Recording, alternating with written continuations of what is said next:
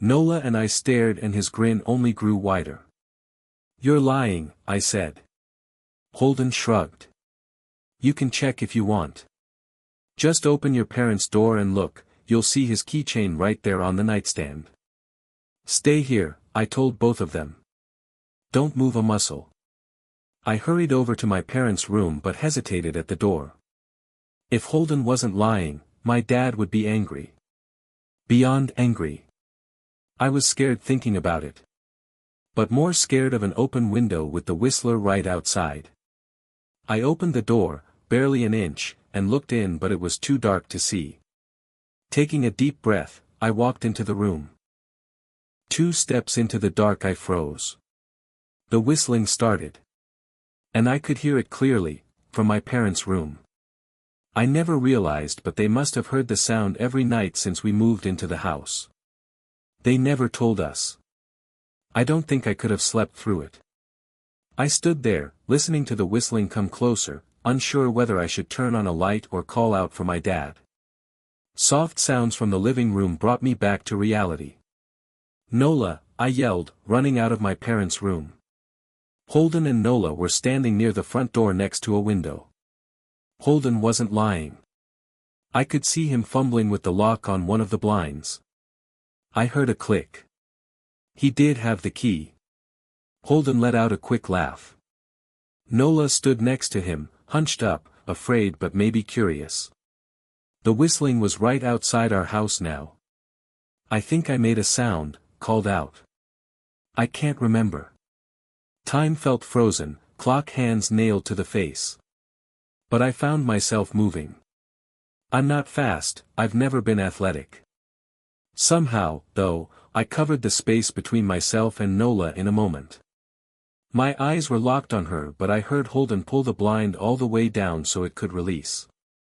I heard the snap of it start to raise, and I heard the whistling just on the other side of the window. But I had my arms around Nola and I turned us so she was facing away from the window. At the same time, I jammed my eyes shut. The blind whipped open. The whistling stopped. I felt Nola shaking in my arms. "Don't look, okay?" I told her. "Don't turn around." We were positioned so that she was facing back towards the hallway and I was facing the window. My eyes were still closed. I felt her nod into my shoulder. I reached out with the arm not holding Nola and tried to touch Holden. My hand brushed against his arm. He was shaking worse than Nola. "Holden?" I asked. Silence. I reached past him and gingerly felt for the window, eyes still sealed shut. The glass was cold against my fingertips. Colder than it should have been for the time of year. I moved my hand up the window, searching for the string to the blind. The glass began to get warmer the further I reached and there was a gentle hum feeding back into my fingertips.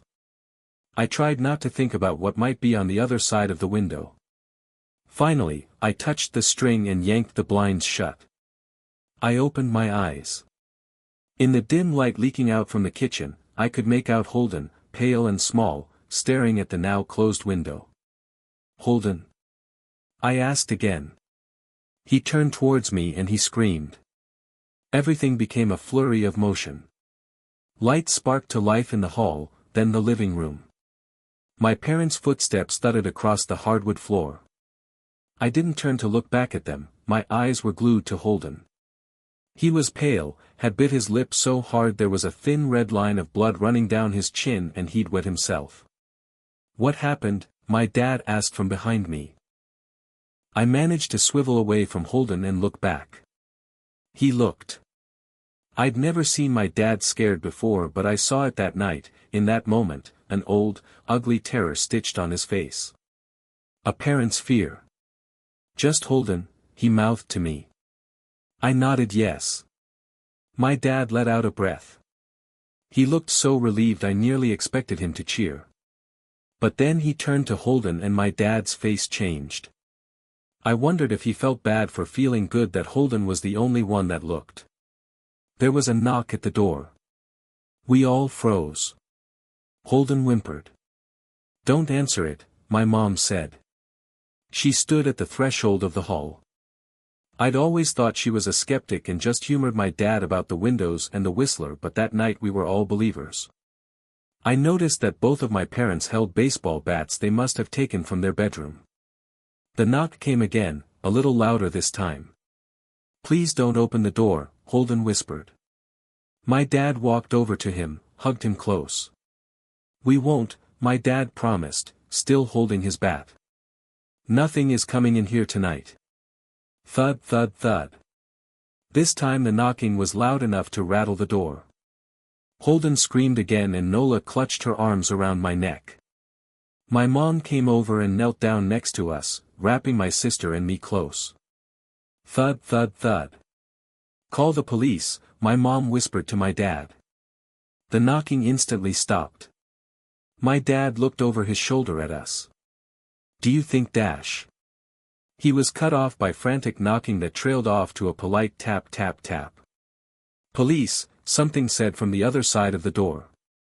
The voice from outside sounded exactly like my mom, like a parrot repeating the words back to her.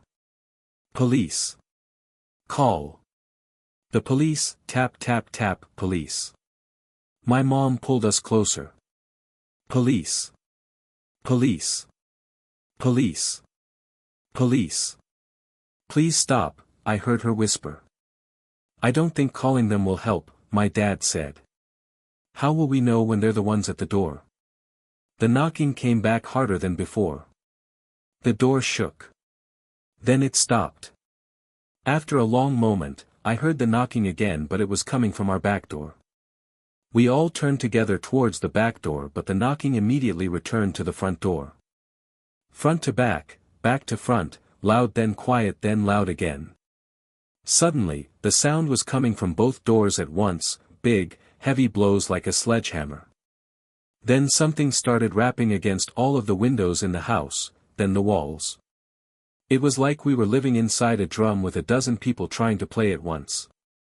Or we were a turtle and something was attempting to claw us out of our shell. "Stop!" Holden yelled. The knocking died. "I won't tell," Holden said, staring at the door. "I promise I won't tell anyone what I saw. Just please go away." We waited for nearly a minute. Then we heard it, a soft tap tap tap coming from the window Holden had looked through earlier. Holden started to cry, sobbing like a prisoner watching gallows being built outside their cell. My dad held him, brushed his hair but never lied to him, never told him things would be okay. The tapping at the window went on for the rest of the night. We huddled together in the living room for I don't know how long. Eventually, my mom tried to take us kids into my room while my dad stayed to watch the door. But the second we moved into my bedroom the knocking came back, so loud it was possible to ignore. I was afraid the door couldn't take it. We went back to the living room and the knocking stopped. Only the tap tap tap on the window remained. None of us slept that night. The tapping stopped around 7 a.m. That's about the time the sun comes up here. We waited another 2 hours before my dad opened the blinds from one window. He made us all go back to my parents' bedroom first. I heard him open the door then come back in. "Okay," he told us. "It's done." Holden's parents came back around lunchtime. My mom and dad walked Holden over to his house and they all went inside for quite a while. Nola and I watched from the window. She stuck to me the whole day, right at my side, sometimes holding my hand. When my parents came back they looked grim but wouldn't tell us what they said to Holden's family. It was a Sunday so we all spent the day together, ordered pizza and watched movies. That night everyone slept in my room, Nola and my mom in the bed with me, my dad in a chair he'd pulled over. There was no knocking that night or any night since. We didn't see much of Holden or his parents for the rest of that week, but by Thursday there was a moving truck in their driveway. Nola and I watched them packing up the whole afternoon after school. What sticks with me most is how tired Holden and his parents looked. All three had the same pallor, grim mouths and lightless eyes. Even from across the street I could tell something was very wrong. Holden and his family were gone before sunset. I remember what the original welcoming committee said to my parents when we moved in. Not everyone who looks at the Whistler dies, but even those that live have the light go out of them and the rest of their lives are full of misfortune. A million little tragedies. I think Holden's parents must have looked, either to comfort him if they didn't believe or share the burden if they did. I watch Nola some days, happy and young and alive, and I wonder if I'd been slower, if she'd looked out the window that night, would I have looked too? To comfort her. To share that burden. I'm glad I don't have to find out. We still live in that house, in that neighborhood. We still hear our Whistler walking past every night. The blessings, the luck, the good things here are too good to leave. But we're careful. We don't have friends over to spend the night anymore. And my dad hides the key to the blinds very, very well. Not that I've gone looking. Some things you just don't need to look for.